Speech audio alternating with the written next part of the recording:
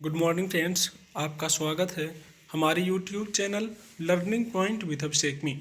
दोस्तों, अगर आप चैनल पर नए हैं तो चैनल को सब्सक्राइब कर लीजिए और बेल आइकन प्रेस कीजिए ताकि आपको रेगुलर डिक्टेशन मिल सके। 100 शब्द प्रति मिनट डिक्टेशन स्टार्ट। पिछले कुछ समय से उत्तर प्रदेश सहित कुछ राज्यों में अंतर धार्मिक विवाहों के मसले पर जिस तरह के उथल पुथल मची है, उसमें यह आशंका खड़ी हो रही थी कि अगर दो बालिग अपनी पसंद और चुनाव से विवाह करना चाहते हैं तो उनका जीवन सहज कैसे रहे। खास तौर पर उत्तर प्रदेश में कई ऐसे मामले सामने आए जिनमें अलग अलग धर्मों से संबंधित जोड़ों को लव जिहाद पर बने नए कानून के तहत पुलिस की ओर से कई तरह की परेशानियों का सामना करना पड़ा।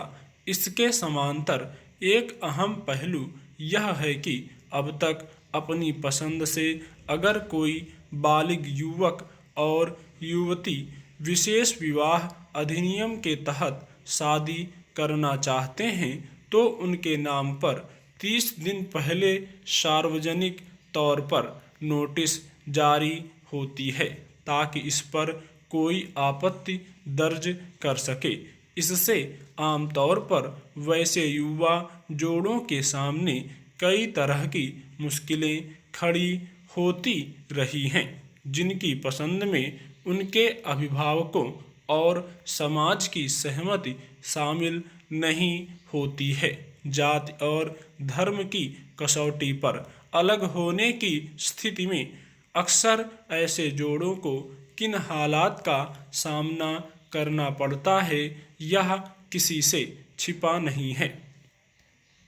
अब इलाहाबाद उच्च न्यायालय ने इस मसले पर जो फैसला सुनाया है उसके तहत दो बालिगों के चुनाव और निजता को अधिकार के रूप में स्वीकार किया गया है। बुधवार को अदालत ने साफ तौर पर कहा कि विशेष विवाह अधिनियम के तहत शादी के 30 दिन पहले जरूरी तौर पर नोटिस देने का नियम अनिवार्य नहीं है और इसे वैकल्पिक बनाना चाहिए। इस तरह का नोटिस निजता का हनन है। सभी जानते हैं कि ऐसी स्थिति में पसंद, चुनाव और विवाह के लिए सहमति के बावजूद ऐसे जोड़ों पर किस तरह का सामाजिक दबाव पड़ता है। यह सीधे तौर पर अपनी मर्जी से जीवन साथी चुनने के उनके अधिकार में भी दखल है। कहा जा सकता है कि इलाहाबाद हाई कोर्ट ने समाज और परिवार के दायरे से अलग अपनी पसंद से विवाह करने वाले बालिग युवाओं के हक में एक बेहद अहम फैसला दिया है। खास तौर पर ऐसे वक्त में जब कई राज्यों में भिन्न धार्मिक मत वाले जोड़ों या अपनी पसंद से विवाह के इच्छुक युवक युवतियों के सामने कई तरह चुनौतियां खड़ी हो रही थी। सही है कि विवाह एक ऐसी परंपरा है जिसमें समाज शामिल होता है, लेकिन भारतीय समाज में परंपराएं और उनके तहत प्रचलित मान्यताएं व्यवहार में इतनी ज़्यादा घुली हुई हैं कि कई बार इसमें अलग तरीके अपनाने वालों को गंभीर अड़चनों का सामना करना पड़ जाता है।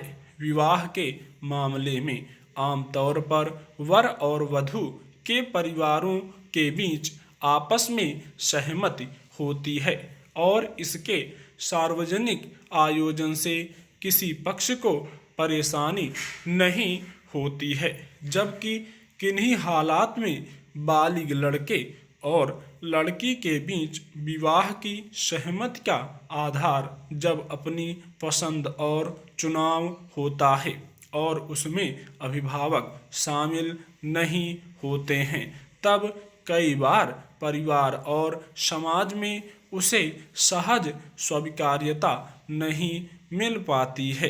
खास तौर पर जाति और धर्म के रूढ़ दायरों में जीते समुदायों में विवाह के लिए इससे इतर रास्ता अख्तियार करने वाले जोड़ों का सफ़र आसान नहीं होता है। स्टॉप।